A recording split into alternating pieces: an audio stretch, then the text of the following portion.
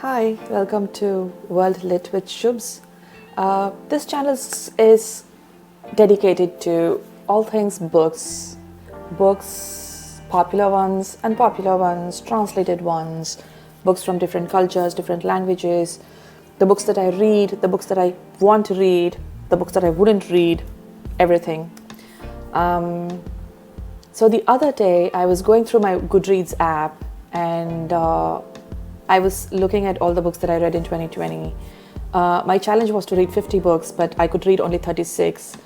I cannot blame it on time or anything. I should probably blame it on my pickiness. I was looking at the list and the books were from all over the place. You know, I read a few books in Spanish, two books in Spanish, 4 books in French, 1 book in Tamil, and the rest were in English. But even the English books were from all over the world, like from Nigeria, from South Korea. There were books in translation, and there were books from different parts of the world. So I thought, wow, this looks like, you know, my 2020 year was not all that bad with respect to book reading.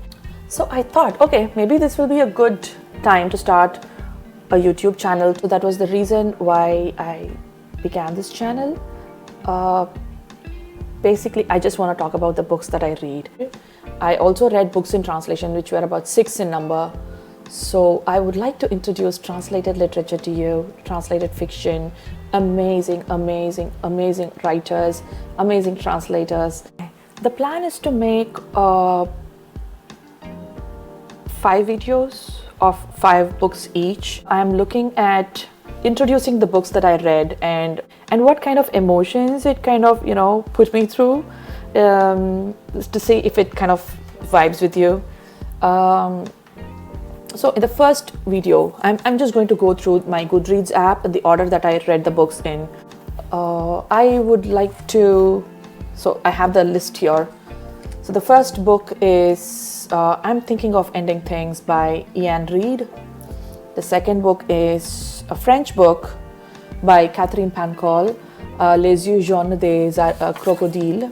There was an English translation to this book. If you are interested, you can read the English translation. The English book is called The Yellow Eyes of the Crocodiles. The third book is My Sister the Serial Killer by Oyinkan, Braithwaite.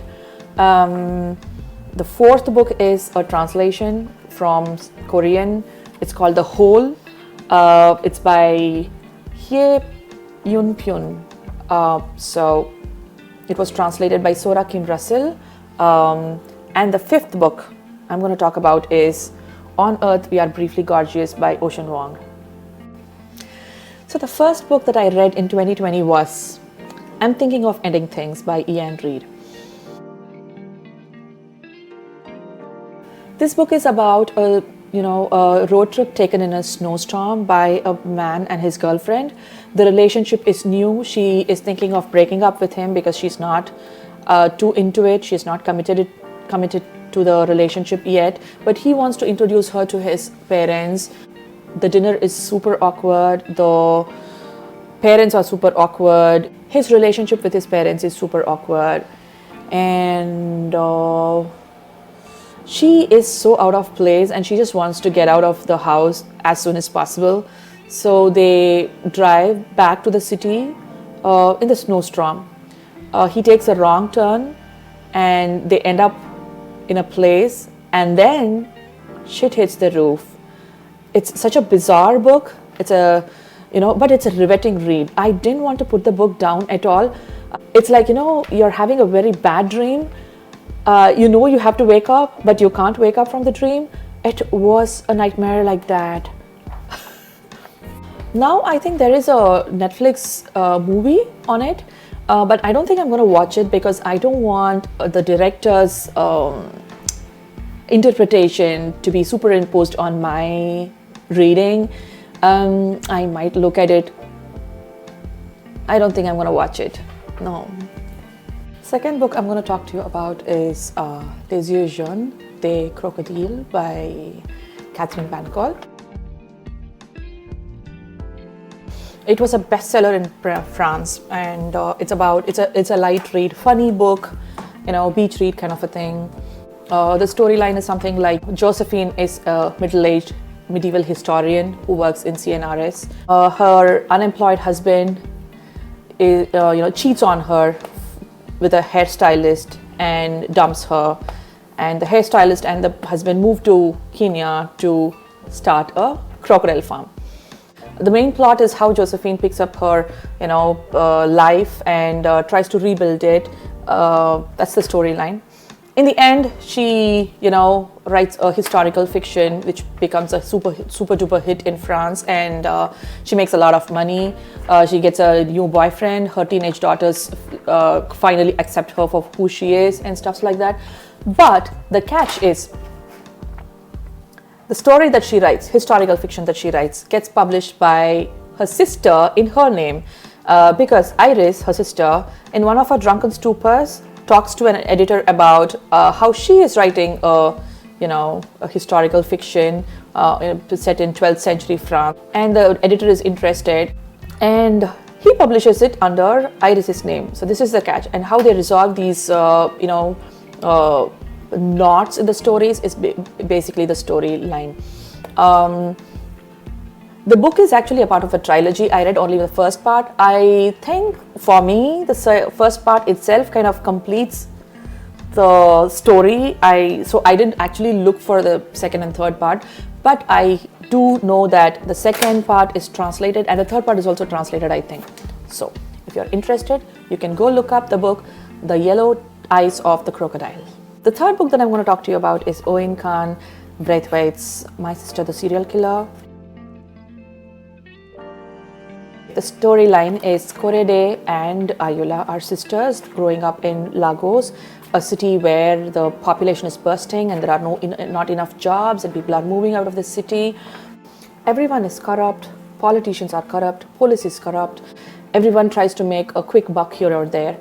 Korede works as a nurse in a hospital.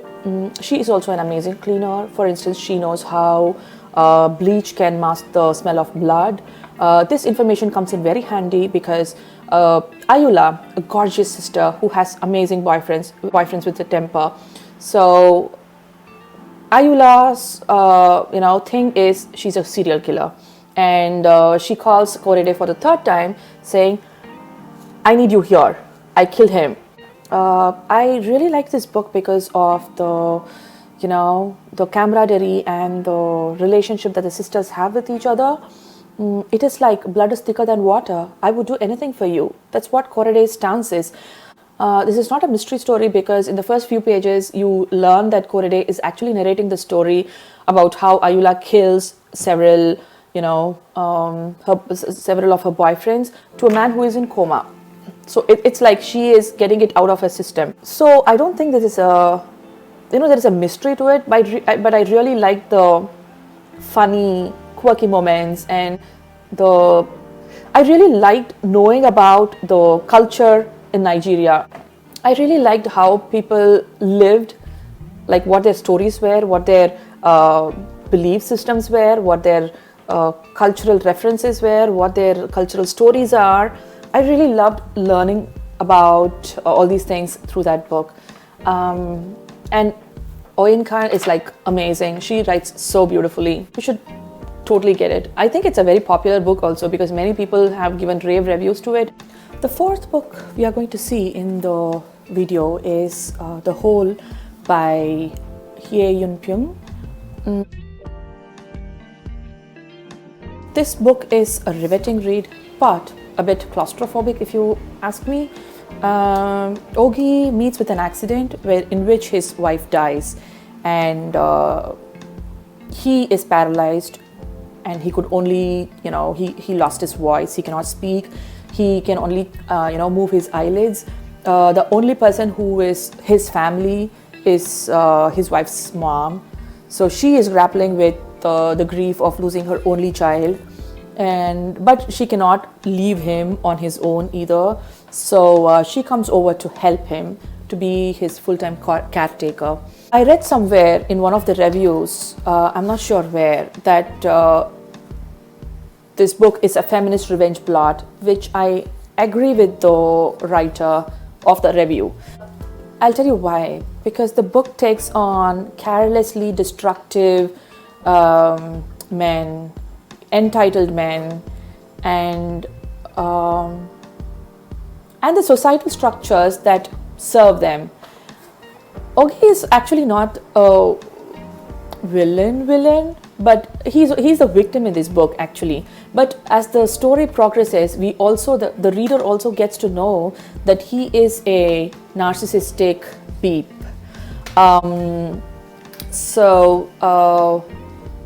It's a very interesting read in the sense that what happens to him in the hands of his mother-in-law, who is grappling with the grief and who is blaming him for the grief, and how he is abused, neglected, and all those things. This is not a very big book, it's a small book, it's a very slim book, like 100 pages or something.